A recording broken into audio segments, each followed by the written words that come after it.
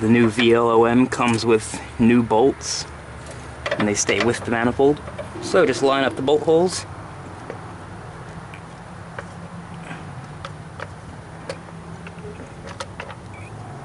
Drop it in place. They're all lined up. Make sure no wiring harnesses are going to get pinched underneath when you tighten them down.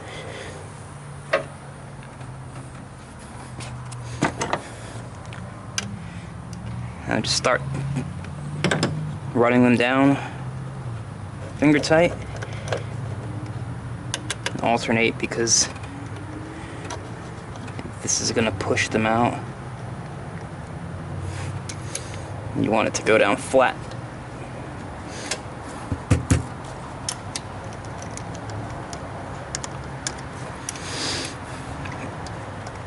There you go. Get them all down finger tight. Reconnect the electrical connectors at back.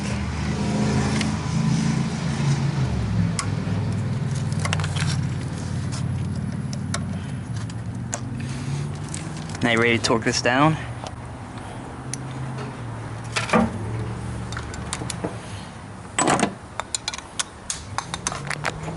The torque spec is 18 foot-pounds, but make sure you check yours because your spec might be different. Just start from the center bolts and work your way out. Spec. Spec.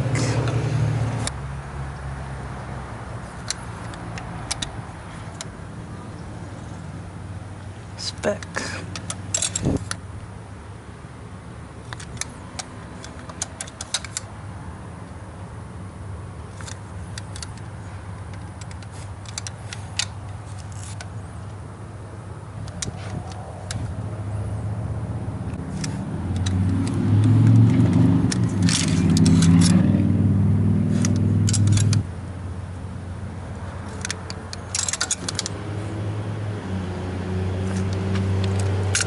Once they're all torqued down, just go back over them. Make sure that they're still tight. Now we can reinstall the valve train components, push rods and rocker arms. Before you can start tightening the rocker arms, you have to get the engine to the #1 cylinder at top dead center. Go through your marked lifters and find L1 and L2 push rods. Remove the L1 flag.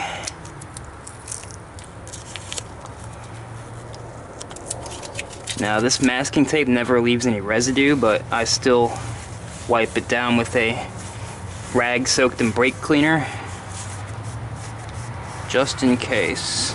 Remembering that the top of the push rod is where we put that blue painter's tape flag.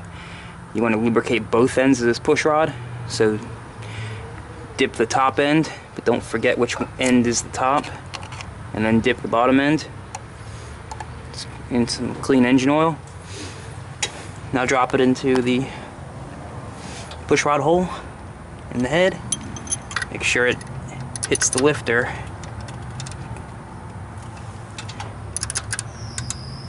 Feels good. Same thing for the next one. A lot of the times the lifters stay up in the valve guide, and you gotta push them down with the push rod. Okay, now you can find top dead center for the #1 cylinder. Use something long and thin like the dipstick. Put it inside the spark plug hole, and then you can feel the top of the piston. This one already feels like it's at top dead center. So what you want to see is the two push rods at equal height, and you want to be able to feel the top of the piston. So let's go ahead and rotate the engine. Yep, piston came up a little more. You want to feel the point in which the piston stops rising, right there. Now proceed to install the rest of the push rods on both sides. Get some oil on the valve tips too.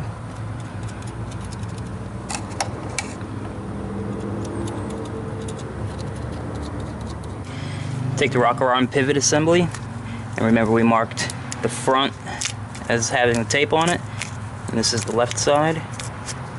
Get rid of that. Get all that tape off.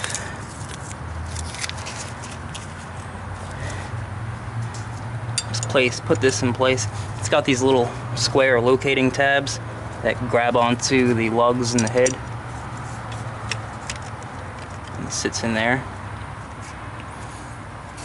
Just take some oil and lubricate the journals, even though nothing really moves, but it's good to have oil on these things. Aids in reassembly and things.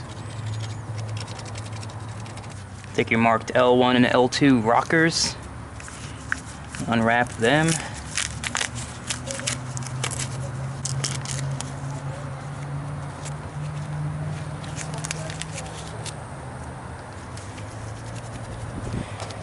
Get a little bit of oil on the valve tip. Get it in the rocker assembly. You know, this still has plenty of oil from before, but and drip some oil into the push rod hole. Alright, set that on there. I use new rocker arm bolts directly from GM because they got this like sealer stuff on the tip there. Alright, just thread this in, don't torque it down yet. Just get it on there to hold it in place. Run it down finger tight. There is no lash adjustment or anything like that on these engines. Everything is hydraulically adjusted. Take the L2 rocker, do the same thing. And then just do this for the rest of the cylinders. Now, even with the engine at top dead center, of course some of these valves are going to be either open or in the intermediate position. Do not use the bolt to compress the valve spring. What you want to do in that situation is just put the rocker on it, thread the bolt in just, you know, as far as it'll go,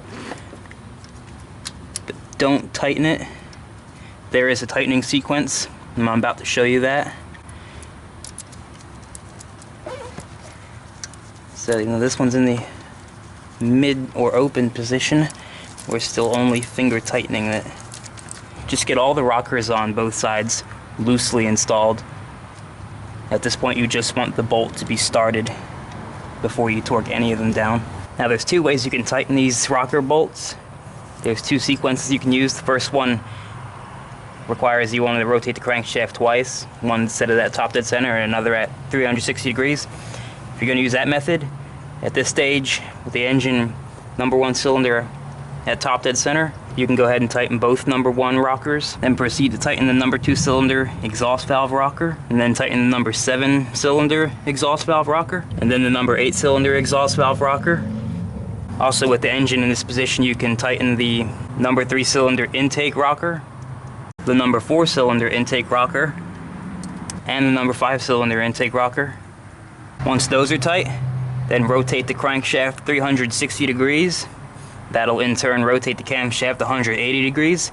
Then you can proceed to tighten down the #3 cylinder exhaust valve rocker, the #4 cylinder exhaust valve rocker, the #5 cylinder exhaust valve rocker, and the #6 cylinder exhaust valve rocker. Then you can tighten the #2 cylinder's intake rocker, then the #6 cylinder's intake rocker, then the #7 cylinder's intake rocker, and then finally the #8 cylinder's intake rocker.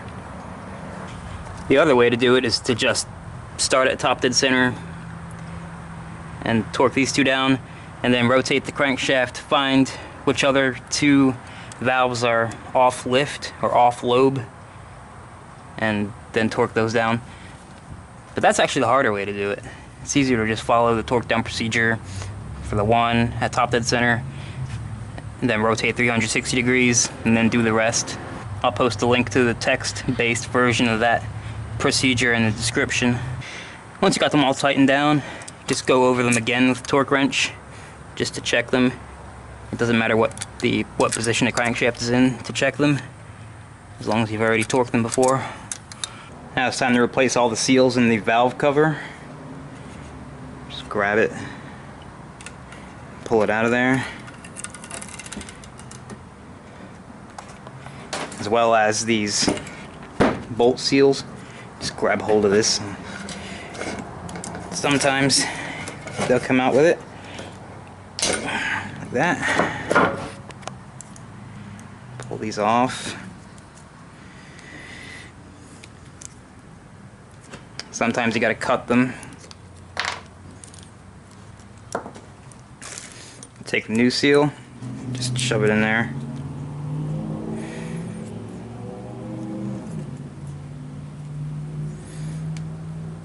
Gotta use quite a bit of force, but gets that in there. And then just drop it in the valve cover. Pull it in from the other side. Just like that. And do that for all the rest of the bolts. Take a rag soaked in brake cleaner.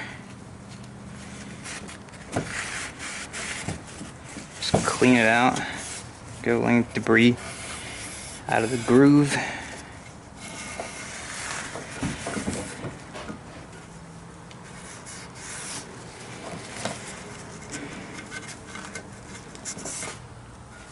There we go.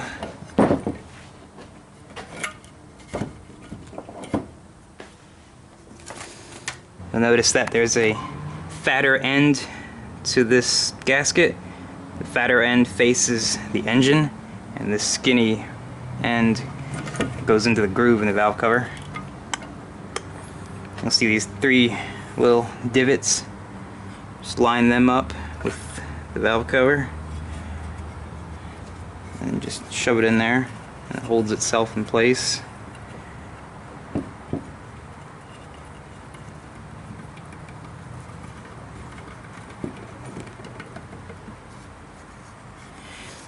Clean this gasket up a little.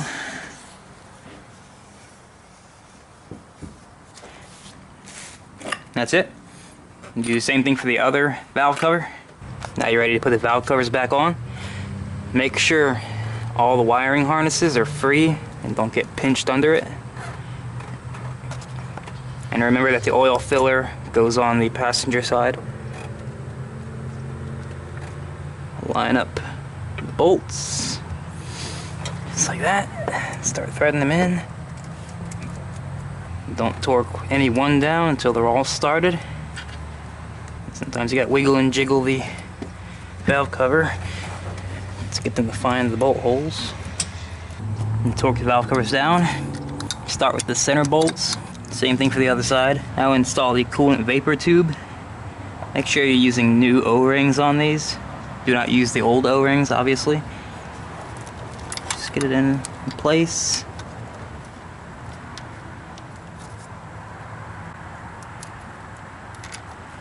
The outlet tube end goes on the passenger side on this particular motor. Tighten those down. 10mm. Now the rear coolant vapors, it uses these plugs, but you still have to use new O-rings. And your head gasket set should come with these O-rings. You use the Felpro set to get those in.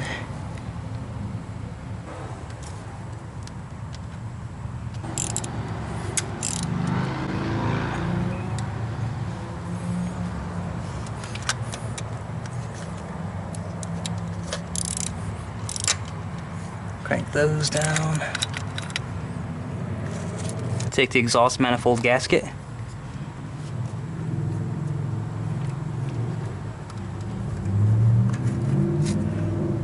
Take one of the exhaust manifold bolts, one of the middle bolts, put it through. That'll hold the gasket in place while you raise the exhaust. Just lift the exhaust system up until you get that middle bolt in. Thread that in a couple of turns. Now you can start the rest of the bolts. If you drop the exhaust down as a complete unit, like I did, then leave this side loose until you get the other side started.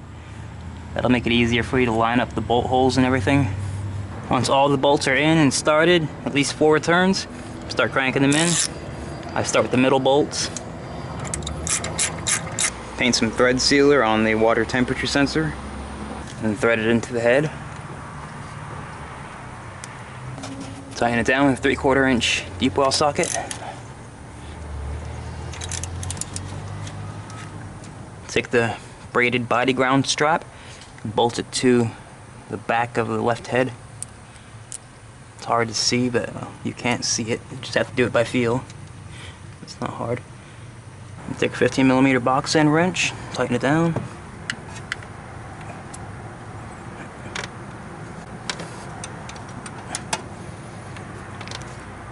And spin off that 10mm nut. Attach the other end of the braided ground strap. And tighten that nut down. And reinstall whatever the hell this is. By the way, if anybody could tell me what the hell this is, or what it does, you will win the internet. It's just one of those perplexing looking things. I know it's called a stop or something or other, but factory put it there for a reason, so we put it back. It pilots in the first bolt hole with this roll pin. So locate that with your fingers. It's pretty easy to find. Right there. You can even almost see it. Right there. And then thread the bolt in here. Just get behind it with your fingers. And take your box in 15mm, torque it down. You remove the exhaust heat shield like I did. Just put it back. Helps tremendously to spray down the bolts with WD-40 or some kind of lubricant. Place the left side ignition coil bank on.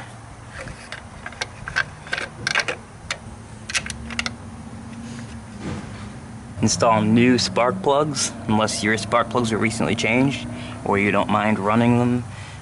Start them by hand. Now do the spark plug wires.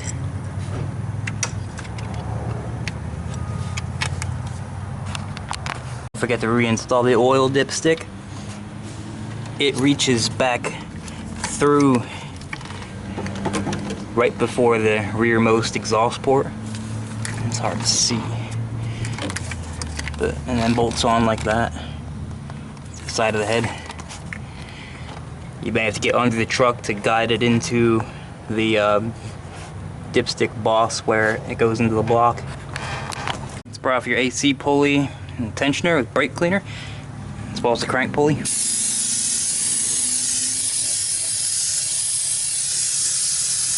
In case anything nasty got on there.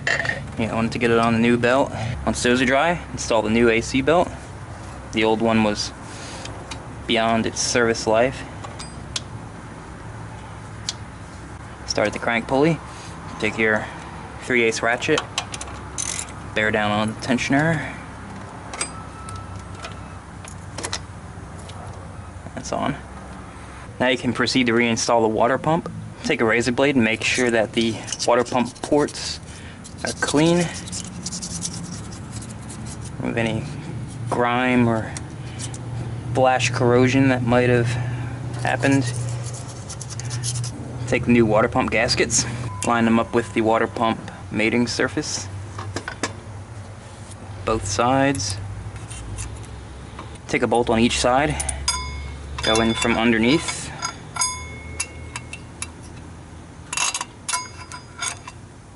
That. One on the other side. And put it in the top hole. Now, get it on the block. Start them. You have to grab the gasket and move it out of the way with timing cover. Like that. Start the bolts. A couple of threads. Now, start the outside bolts. You might have to move the gasket around a little bit to get it to go through, and that helps line it up.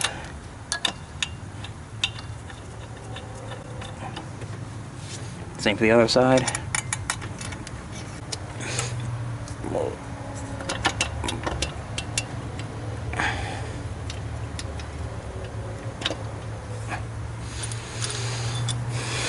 And do the bottom bolts.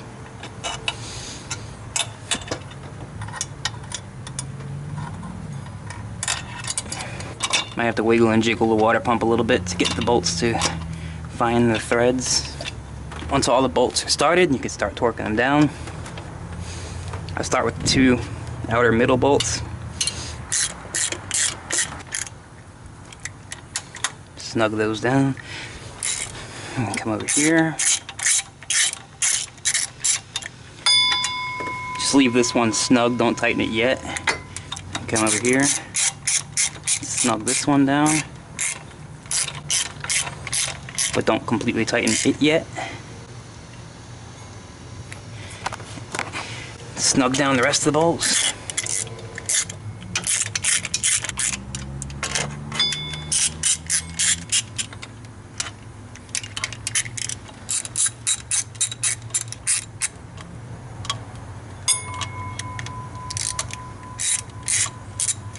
And now there's no torque down pattern, but just use common sense. I just go crisscross and then hit the middle outer bolts last. So start at this top one, give it about a quarter turn past snug, and go to the bottom one, turn past, and go up to this one. Next one, bottom, and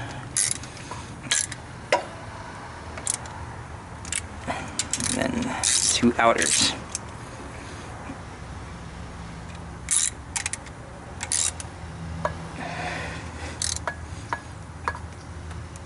There we go. Let's go back over them.